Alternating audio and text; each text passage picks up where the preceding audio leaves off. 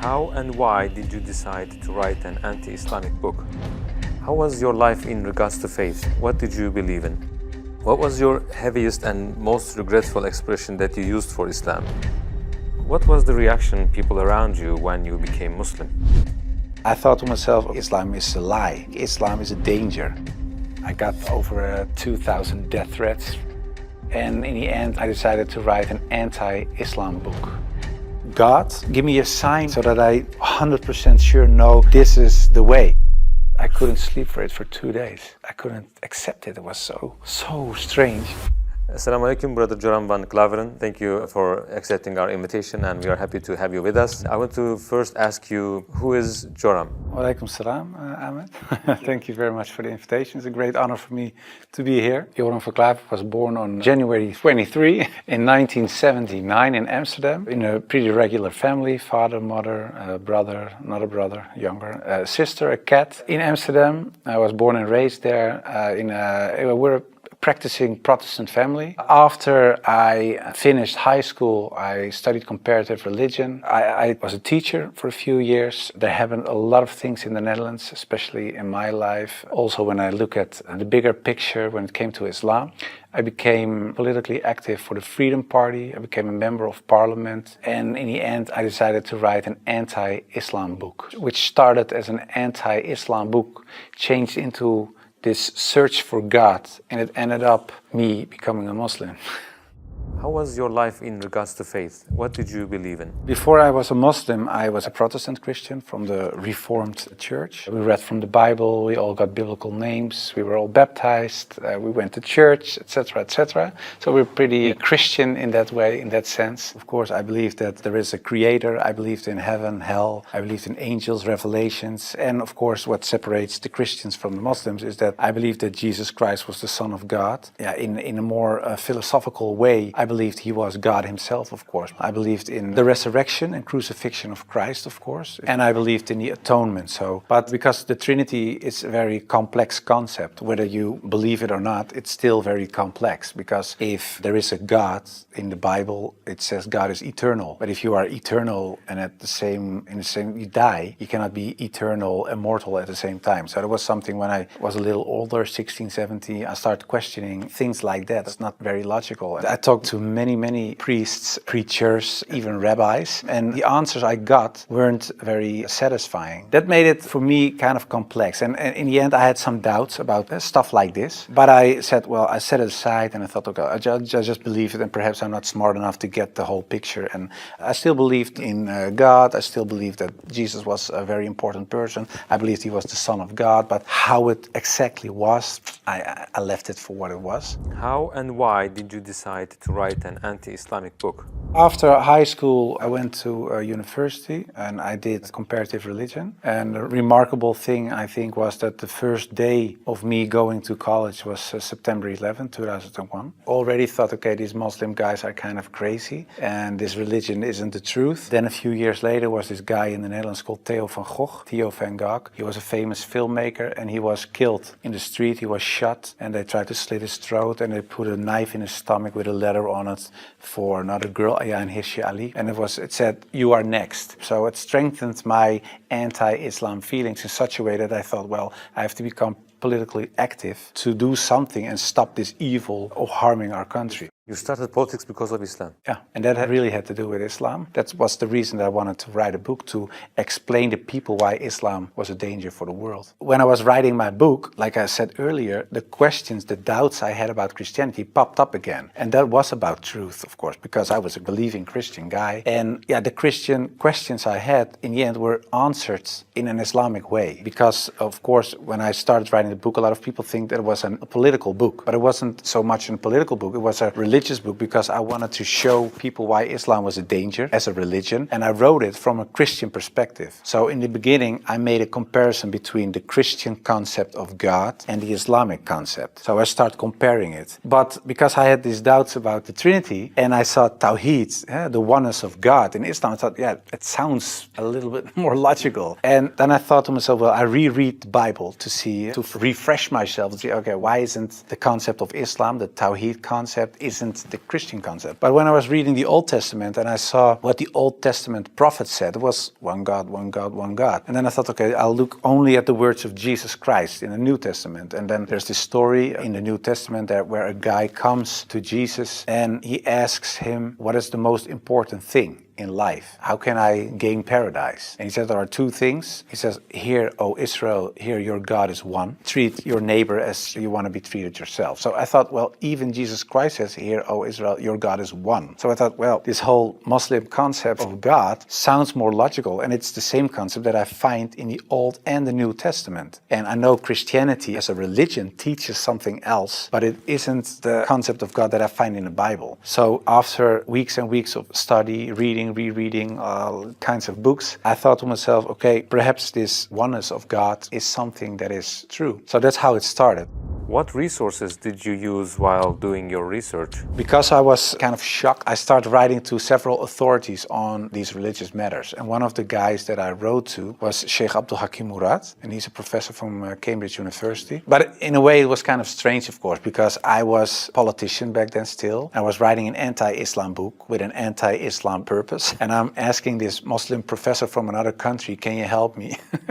So I told him, I'm writing a book. I have a lot of questions. So I was very plain why I thought, why is Islam promoting terrorism? Why is anti-woman? Why is anti-Christian? Anti-whatever. After, I think, 6 weeks, he sent me a very extensive email. And he started explaining, directly answered a lot of my questions. But he also told me, you have to read this article, read this book, read that book, ask this person. And so he was very extensive in his way of explaining. But in the end, after I read all these books and articles and made a comparison between prophets from the Old Testament with Muhammad, peace and blessings be upon him, I had no arguments anymore to say they are prophets and he is not. And I thought to myself, well, if I accept Moses on these grounds and I cannot accept the prophet, then there is something else. So I thought, why don't I think he is a prophet? And I thought, oh, perhaps because he had many wives. But then again, when you look at Solomon or you look at King David, Abraham, there are a lot of people in the Old Testament that had more wives. And when you look at even outside of the religious books, culturally in Europe, in Africa, Asia, everywhere, there were men with several wives for several reasons. So I thought to myself, well, that cannot be a reason either. So one by one, all these reasons fell. And in the end, I thought, well, I have to say all of them are not prophets. But I didn't believe that because I thought, well, the things they did, they said, the miracles that happened, etc., they were confirmed in what they said and what they did. So they are. And then I said, well, then I have to accept that Prophet Muhammad perhaps is a prophet too. So I was doubting it. So first I thought, well, it's the most evil person I know because of the history. Then I said, well, perhaps it's not that evil, but he's not a prophet. And in the end I started doubting, perhaps he is a prophet. Yeah, that took, of course, me reading a lot of books again. And the one thing that I think was very wise of Abdul Hakim Murad to say was, he said, well, the books you read about with the anti-Islam arguments are written by non-Muslims. He said, if you want to know more about Christianity, you don't read books from atheists. You start reading the books from the Christians. Why do they believe this? What are the arguments? So that you have to do the same with Islam. So start reading Islamic books from Islamic teachers, from Islamic scholars, etc. And then you can see, if you compare the books on the same topic of people who are Muslim and wrote those books and non-Muslim, you can see where they took the wrong turn, where they translated words in the wrong way, sometimes perhaps even not on purpose, but just because they didn't know, where things are added, where things left out of it. So, and in the end, you see there's this other religion almost created because of all these things. And that's what I did. And that's what I also did with the life of the Prophet, because I read a book from Martin Links, The Life of the Prophet, based on the earliest source of Muhammad. And it was written, of course, by a convert. And his way of reasoning, his way of telling, his way of writing appealed to me because it's culturally the same thing. How do I approach a certain topic, etc. And it was the first time that I saw him not so much as a warlord, because that's the picture I had in my mind, but I saw him as a father, and I saw him as a friend and a teacher, and so much more. And so, yeah, I saw the person and his character, and I said, well, I can say a lot, but I cannot say that this is not a good man. So his character persuaded me to read more and to want to know more. What surprised you the most while doing your research? The story about Hind, there was something that, like a switch, like I had to change. And that was because I thought Hind was the wife of one of the enemies, Abu Sufyan. And in a way, they gave money to kill Hamza, the favorite uncle of the Prophet. And that was what happened on the battlefield. He got killed. They even paraded with his ears and cut off his nose and horrible stuff. So the Prophet was deeply sad, of course, of what happened. And years later, he became powerful. He came in power in Mecca. And then there was Hind. And I was reading this book and I thought, okay, now she gets crucified or her head gets cut off or something like that. But he said, well, I cannot look at her right now, but everybody is forgiven. And if you want to stay here and live among the Muslims, it's possible. If you don't want that, you can go. But bloodshedding is over now. And I thought to myself that she was forgiven. If you can forgive someone who kills a relative, especially a favorite uncle of you, even starts parading with parts of his body to show other people that she humiliates you and whatever you stand for, that means you have such a great character. It's very special. It's something you don't see. And that's what he did. So I thought to myself, well, it was a really special guy. And when I thought that, I thought, well, I have these arguments for him being a prophet. I see his character. I see the way he treated other people. I see how he treated his enemies. I think he is a prophet. But then I thought to myself, whoa, that's horrible. Because I already accepted this oneness of God. And now I say he is a prophet. If I say there is only one God and Muhammad is his prophet, that's almost shahada. So I thought to myself, okay, let's close the books. Stop. This is going in the wrong direction. And of course, I wasn't that anti-Islam anymore because of what I read, what I saw, and what I experienced. What I tell you now, it sounds a little like a fairy tale, but it really happened. In the end, there were all these books at the table. And when I had this feeling of, yeah, okay, this is shahada in a way, I thought, well, I put all the books away and I put the books on the highest shelf. But there were so many books that a lot of books fell off the shelf. And one of the books that fell off the shelf was the Quran. And when I picked it up, my hand was on a page with Surah 22, Ayat 46. And it says, it's not the eyes that are blind, but the hearts. And I thought to myself, that really is my problem, because it wasn't the eyes. I really could see what I written down myself. Nobody forced me to write this book. Nobody said you have to write this or that. I started writing myself and I could see it with my own eyes, but I still couldn't accept the fact that I said he is a prophet, there is this one God. I just couldn't. So it wasn't my eyes that were blind, but it was really my heart. I couldn't accept it. I think my nafs or whatever, my ego, I couldn't accept it. And I said, well, God, I don't care if it's the God from the Bible or the Quran, give me a sign or something so that I 100% sure know this is the way. And I went to bed, but when I woke up, I felt very secure in myself. I really felt very secure. I've never been more secure about anything else. The whole anxiety or the whole doubting issue, it disappeared like snow for the sun. And I thought to myself, well, I think I'm a Muslim. Well, and then of course I had to tell other people. What was the reaction of the people around you when you became Muslim? Assalamu alaikum, brothers and sisters. We saw that 80% of our audience, including this video, are not subscribed to our channel. As you know, we are a non-profit organization and advertisements are disabled on our videos. So the only reason we are asking for this is to spread the truth. It may seem like a small act, but inshallah, it may be a means of guidance for many people. Now let's click the subscribe button and let's together walk towards eternity.